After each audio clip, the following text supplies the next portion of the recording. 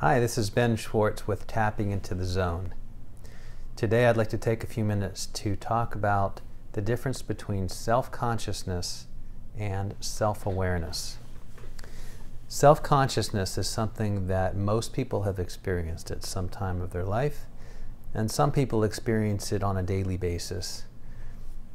It's something that comes up the most with anxiety and social interactions, especially if you feel like you have social phobia or social anxiety.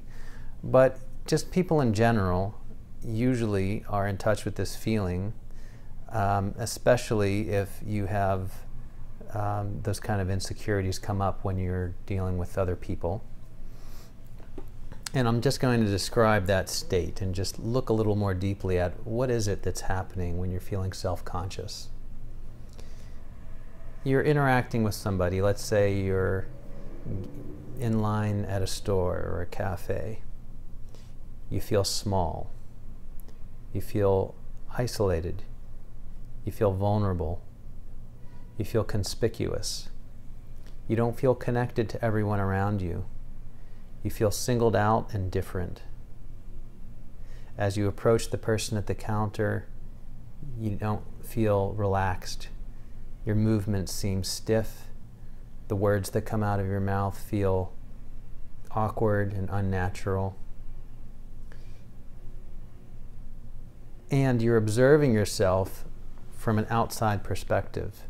That is to say, you don't feel calm and relaxed and grounded within yourself. You don't feel centered in yourself. Instead, it's almost like being out of body, where you perceive yourself as you imagine other people perceive you. And it's in a negative light.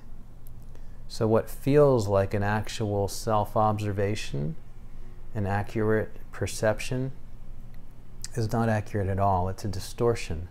It's based on your judgment of yourself, your fears about yourself that are then projected onto all those around you, and then imagining yourself through their eyes and seeing this awkward, stiff, uncomfortable person, which then of course adds to your anxiety and makes you even more uncomfortable and awkward, and it just builds on itself.